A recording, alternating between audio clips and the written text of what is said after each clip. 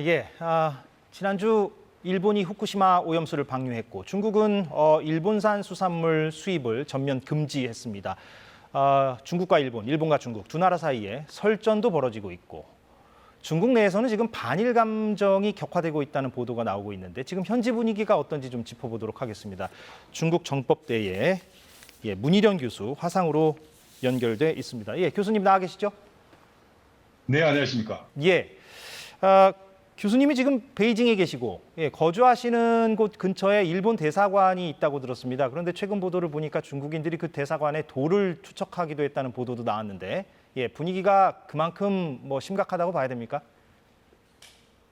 그렇습니다. 지금 중국 내에서 벌어지고 있는 반일 감정은 우리가 생각하는 것 이상으로 좀 심상치 않은 조짐을 보이고 있는 건데요. 일본이 오염수를 방류한 직후에 일본 대사관에 벽돌이 날아드는 일이 벌어졌거든요. 다행히 사람은 안 다쳤다고 그러지만 앞으로 더 심한 상황에 벌어질 수도 있지 않느냐 하는 걱정들이 많고요. 그래서인지는 모르겠지만 일본 대사관 주변에 대한 경계가 대폭 강화가 됐습니다. 이런 상황은 또 북경뿐만 아니라 지방에서도 여러 번 일어나고 있는 것으로 지금 보도가 되고 있습니다.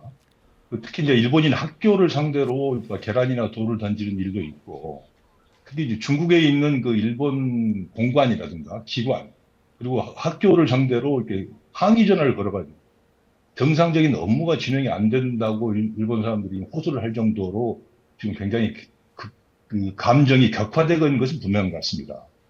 특히 이제 일본 식당들이 비상이 걸렸는데요. 중국에 약 7만여 개의 일본 식당들이 있거든요. 그 모든 식당들이 자기 가게 앞에다가 우리 가게는 전혀 일본산 수산물을 쓰지 않고 있다 하는 거를 공고문을 붙여놓을 정도로 지금 심각한 상황인 것은 맞는 것 같습니다.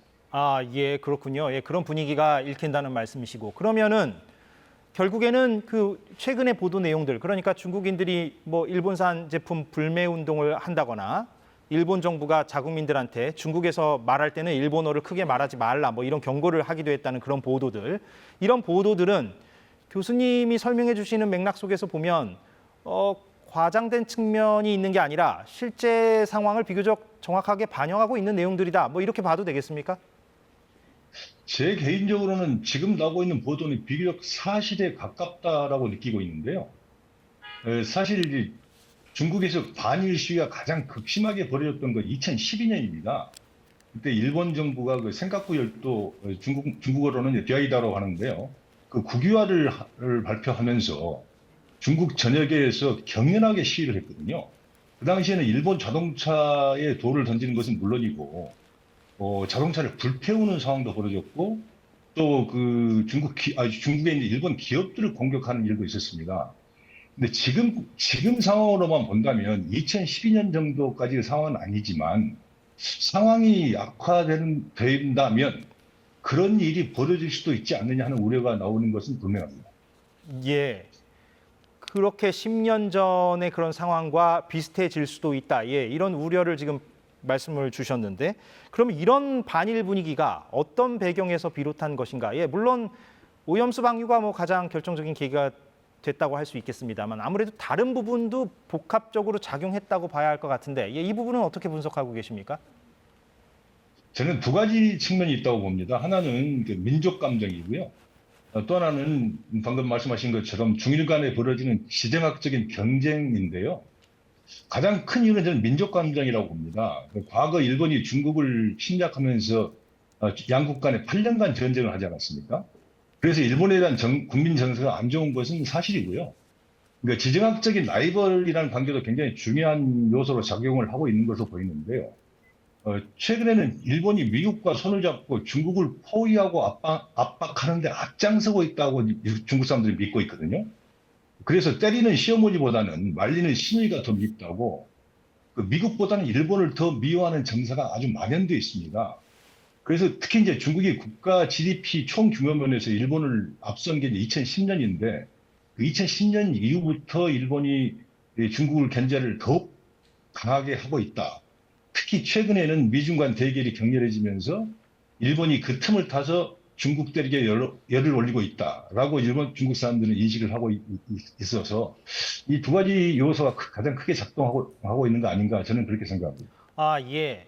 그 교수님이 말씀하시는 그런 두 가지 요소가 작동하고 있다면 그러면은 지금 뭐 미일만 밀착되고 있는 게 아니라 한미일 세 나라가 밀착을 하고 있고 그래서 사실상의 삼각 동맹이다 이런 표현까지 지금 언론에서 쓰고 있는데 그럼 중국 내에 한국에 대한 여론은 어떤 것인가? 이 부분도 궁금하지 않을 수가 없습니다. 당연히 한국에 대한 분위기는 좋을 리가 없고요. 작년에 이제 정부가 바뀌면서 한중 양국 관계가 급전직하지 않았습니까?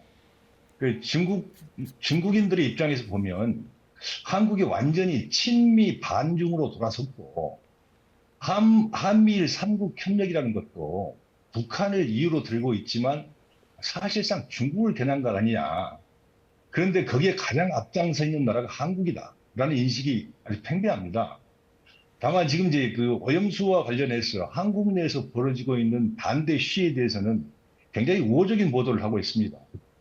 거의 실시간으로 보도가 되고 있다고 보면 될 건데요. 여기서도 이제 한국 정부와 국민을 약간 분리한다는 인상을 저는 받고 있습니다. 한국 정부 태도를 보면 오염수 방류를 묵인하는 것 같은 인상을 받고 있다라는 주장을 펴고 있고 반면에 한국 민간 단체라든가 시민단체 그리고 민간인들은 오염수 방류를 격렬히 반대하고 있다 하는 점을 그 이제 부각을 시키고 있는 겁니다.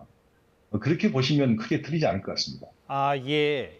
그러면 좀 이런 질문이 어떤가 모르겠습니다만 반일 감정만큼은 아니지만 반한 감정도 있기는 있고 앞으로 좀 우려된다. 이 정도로 좀 정리하면 되겠습니까? 저는 그렇게 생각합니다. 반한 감정은 우리 한국에서 일고 있는 현중 감정이라든가 그 반중 정서와 거의 비슷하다고 보시면 되는데요. 그 강도는 한국보다는 약간 약하지 않느냐 저는 그렇게 느끼고 있습니다. 예, 예. 무슨 말씀인지 잘 알겠습니다. 그러면 이제 앞으로 어떻게 될 것이냐 이 부분인데 지금 보면은 현실적으로 후쿠시마 오염수 방류는 뭐 계속 될 것이고 일본은 중국의 그 수산물 수입 금지 조치에 대해서 WTO 제소까지 검토하겠다 이렇게 이제 밝히는 상황이라서 중국 내의 이런 반일 분위기 또 그보다는 좀 못 미친다고는 하지만 어찌됐건 그 일부 있는 그 반한 분위기 이런 거는 당분간은 조정 국면을 맞기는 힘들어 보인다? 예, 이렇게 봐야 됩니까? 저는 상당 기간 지속 오래 갈 것이라고 좀 보는데요. 지금 이제 지금 중국 정부의 그 요구는 즉각적인 중단을 요구하고 있지 않습니까? 반면에 이제 일본은 이미 결정된 것이고 방류한 것이기 때문에 문제 없다고 지금 강행 뜻을 갖다가 피지 않고 있기 때문에 중국 정부가 여기서 그냥 거둬들이는 만무하고요. 문제는 이제 중국이 과연 그런 일본의 그런 태도에 대해서 어떻게 추가적인 조치를 할 것이냐 아니겠습니까? 이제 그 가장 큰 관심사는 이제 제재를 확대할 것인지, 그리고 국제해양법 재판소에다가 일본을 제소할 것인지, 저는 두 가지라고 보는데요. 그 추가 제재의 문제에서는 이제 우리가 한 가지 눈여겨볼 대목이 있습니다.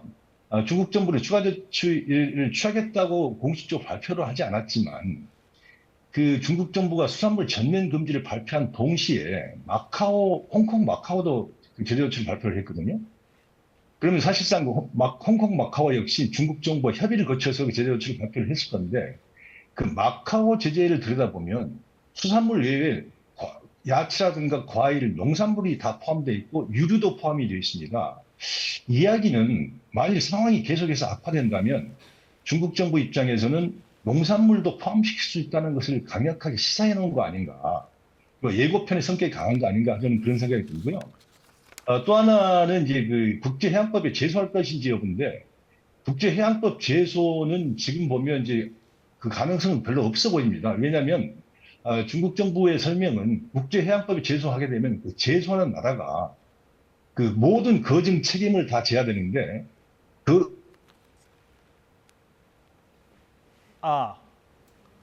예. 지금 앞으로 중국 조치가 어떨 것인가 이 부분에 대해서 지금 문희련 중국 정법대 교수가 설명을 주셨는데 중간에 좀 연결이 고르지 않아서 끊겼습니다. 시청자 여러분들의 양해 바랍니다. 예, 저희가 이 부분은 좀 다음에 다시 또 짚어보도록 하겠습니다. 다음 순서로 넘어가도록 하겠습니다.